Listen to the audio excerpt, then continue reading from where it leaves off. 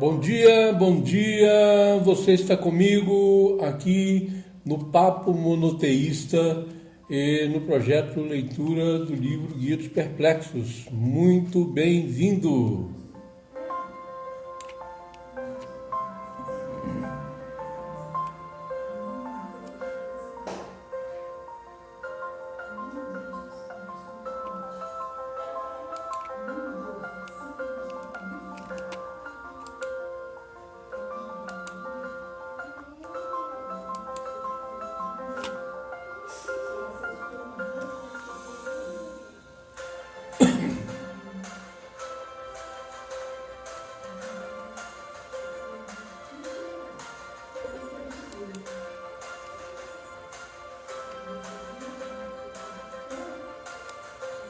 E se você não é inscrito no canal, inscreva-se aqui para receber as notificações de todas as novidades do canal, ok? E se você já é inscrito, curta, compartilhe, coloque aí suas dúvidas, aquilo que você não conseguiu aprender ainda das leituras anteriores, e nós vamos ter muita edificação através da leitura do livro Guia dos Perplexos. Fica comigo!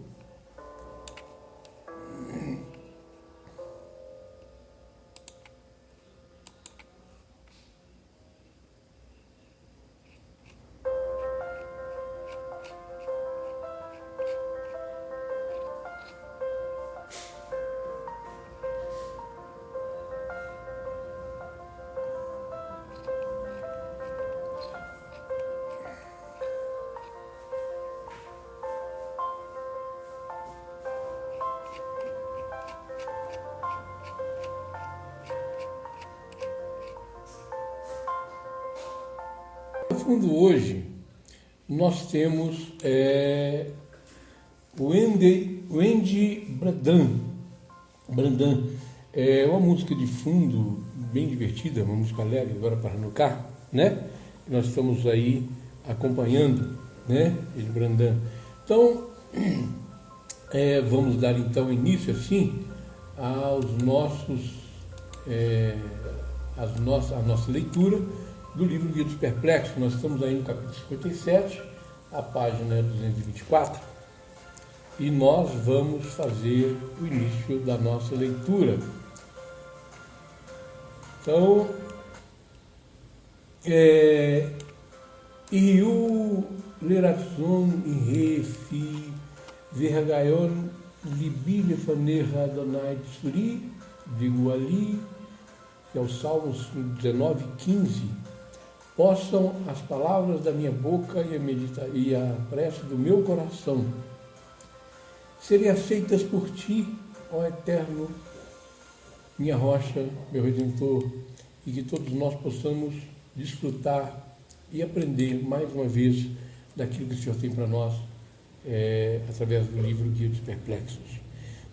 Esteja comigo agora. A partir deste momento nós vamos dar início à leitura do capítulo 57, sobre os atributos com mais profundidade. Nem mesmo unidade e eternidade podem ser aceitas, os atributos negativos. Diz assim o autor sobre os atributos mais profundo que o anterior. Sabe-se que a existência é um acidente que acontece ao existente e, portanto, é algo acrescido à essência do existente. Isso é equivalente e necessário a tudo que possui uma causa à sua existência, de que sua existência é algo acrescido à sua essência. No entanto, quem não possui uma causa à sua existência, e este é somente Deus, o Altíssimo, bendito seja, pois este é o significado do que dizemos, que Deus é de existência necessária. Sua existência é sua verdadeira essência, e sua é sua existência. Esta não é uma essência que aconteceu de ter chegado à existência, pois se fosse assim, sua existência seria algo acrescentado a esta, pois ele é de necessária existência sempre, em que nada se renova a ele e não acontece nenhum acidente a ele. Então, ele existe, mas não pela existência, e sim vive, não pela vida, poderoso, não pelo poder, e sabe, não pela ciência, mas ao contrário, tudo retorna a uma só ideia que não possui multiplicidade, conforme explicaremos. E o que deves saber também é que a unidade e a multiplicidade são acidentes que acontecem ao existente, o ser múltiplo ou único. Isso foi esclarecido na metafísica e, da mesma maneira que os números não são as mesmas que são contadas, assim também a unidade não é a coisa que é uma, pois esses são todos acidentes do tipo da quantidade divisível que alcançam os existentes dispostos a receber esses acidentes. Porém, o ser de existência necessária, verdadeiramente simples, e absolutamente isento de qualquer composição, da mesma maneira que lhe é inadmissível o acidente da multiplicidade. Bom dia. E que tal? Bom, vamos dar continuidade ali. Assim também, porém, o ser de existência necessária é verdadeiramente simples e absolutamente isento de qualquer composição, da mesma maneira que lhe é inadmissível o acidente da multiplicidade, assim também lhe é inadmissível o acidente da unidade. Quero dizer que a unidade não é algo acrescentado à sua essência, mas ele é um, e não por meio da unidade. Estes assuntos sutis, os quais quase escapam da mente, não devem ser examinados por meio das expressões habituais. Estas são as maiores causas do erro, pois é extremamente difícil se expressar em qualquer idioma sobre esse assunto, a não ser de forma imprecisa e em sua descrição. Pois quando queremos indicar que Deus não é múltiplo, quem o diz pode dizer somente unidade e múltiplos denotarem a ideia de quantidade. Portanto, resumiremos o assunto e guiaremos as mentes à verdade ao dizermos não por meio da unidade, como dizemos, eterno, para indicar que Deus não é criado, embora ao dizermos eterno aconteça uma impressão clara e evidente, pois eterno indica o que está relacionado ao tempo, que é um acidente do movimento pertencente ao corpo. Além disso, expressa uma relação, pois ao dizeres eterno, estás relacionando ao acidente do tempo, como ao dizeres comprido ou curto, a respeito do acidente da linha. E tudo que não pertence ao acidente do tempo não pode ser dito sobre ele, verdadeiramente, nem eterno, nem criado, do mesmo modo que não se pode dizer sobre a doçura, que ela não é torta ou reta, nem dizer sobre a voz, que ela não é salgada ou insípida.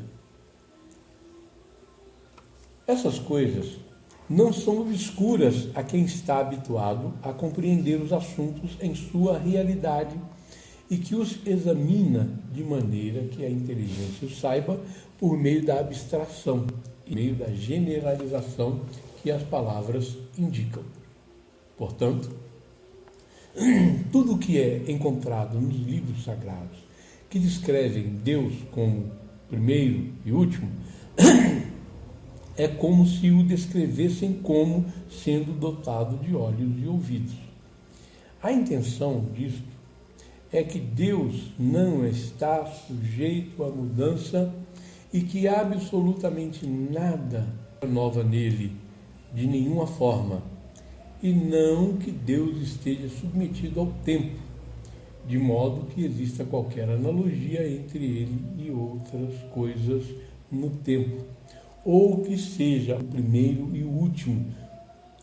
Todas essas expressões são somente a linguagem dos seres humanos. Assim também, ao dizermos significa que não existe nada que se assemelhe a ele, e não que a ideia da unidade se aplique à sua existência. Como nós vimos, esse capítulo é curtinho, encerra-se ali o capítulo, e é um tanto quanto complexo, porque é bem mais profundo do que os outros, porque aqui nós passamos a descrever aspectos dos quais você nunca pensou anteriormente, sobre porque nós temos um início, nós temos uma causa. Ao nascer, você é filho da sua mãe, porque você passou a existir após a sua concepção. E morre desta maneira, você também tem um fim. E nós não podemos atribuir a Deus nenhuma dessas coisas, porque esse tipo de existência está relacionado a uma causa. Precisamos compreender que a existência de Deus não está submetida à existência. Faz parte da sua própria essência. A essência de Deus é Ele existir. Assim como Ele existir é a sua própria essência. Então, é diferente de nós. Nós, para existirmos, nós tivemos a concepção. A Terra, como é entendido, teve um início. O próprio universo, a existência do universo passou a ter início de acordo com a Torá, em Bereshit, e de acordo com a ciência, pelo Big Bang. Então, houve um início da existência. Até então não havia essa existência. E Deus não é isso. Nós não podemos delimitar Deus nesse sentido. Não há como nós dizermos, quem criou Deus? Isso não existe. Não é quando Deus passou a existir, isso também não existe. Porque a existência de Deus é a essência dele. E a essência de existência está relacionada a Deus. Essa discussão é profunda. Assim como diz Maimônides, o Rambam, não podemos dizer que Deus é um. Por que não podemos dizer que Deus é um? Porque um é um número. Um está relacionado a um volume. E não existe essa questão de volume. Deus não é volume. Então, a unicidade de Deus faz parte da própria essência dele. Não se pode multiplicar Deus. Esses dias mesmo eu estava falando sobre isso, que as pessoas dizem, o Espírito de Deus se apossou de fulano ou de Beltrano. Isso é inconcebível, porque você estaria dividindo Deus. Isso é inadmissível e não cabe num ser humano, não existe como. O que pode acontecer é a pessoa estar sob a influência do Eterno, da Shekhinah criada pelo Eterno, que a Shekhinah é uma criação do Eterno. É possível ele estar sob a influência da Shekhinah, ou mesmo ele ter um Ebu. Isso é possível, mas dizer que a pessoa está com o Espírito Santo, estou cheio do Espírito Santo, isso é inconcebível. Isso é uma conversa errada, contrária à Torá. Ele pode estar cheio da influência a sua mente pode estar cheia da influência de Deus, ou seja, constantemente sendo orientado pela direção do Eterno. Deus o está orientando diuturnamente. E para isso, ele não pode ter nem sombra de pecados. Ele não poderia estar nem com um cisco de nada que fosse impuro. Então, é impossível dizer, como as pessoas dizem, fulano, Beltrano está cheio do Espírito Santo. Isso é conversa. Isso é conversa fiada, porque isso é inconcebível.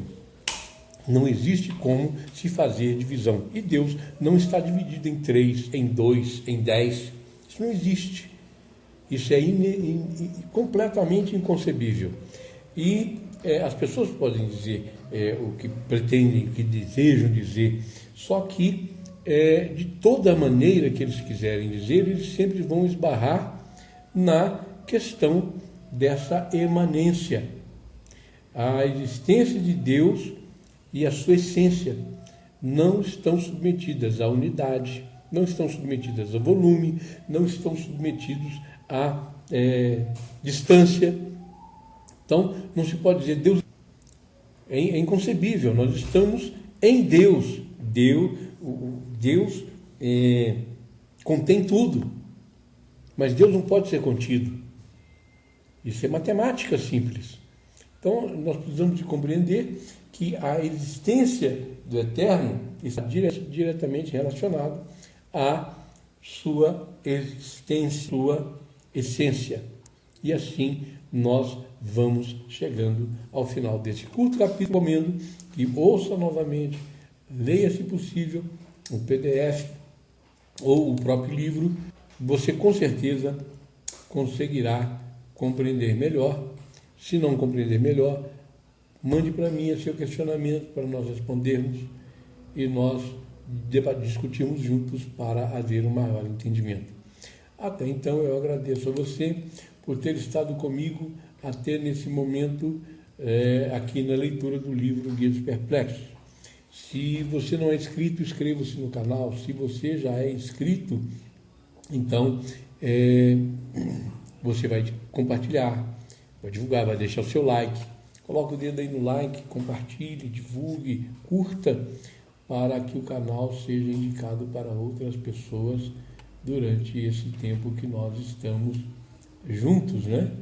E eu tenho certeza que você e eu seremos abençoados e muito, muito, muito, muito. Muito obrigado por você estar comigo e nós vamos continuar ouvindo essa música extraordinária que é... Opa, caiu aqui? Não, cadê? Aqui. E vamos dar continuidade à nossa estudo juntos, né? Muito obrigado por você estar comigo. Mais uma vez, eu digo, essa aula foi dedicada hoje para a cura completa, a saúde completa de Adasa, filha do nosso querido tecladista lá da comunidade de Brasília, que ela tenha saúde completa, que ela tenha paz completa, que ela alcance a cura desse problema de nefrologia, uma criancinha pequenininha, né? E o Eterno dará a ela a cura, com certeza. Isso é para restabelecimento da saúde dela que nós estamos dedicando esta aula de hoje. Muito obrigado e um bom dia!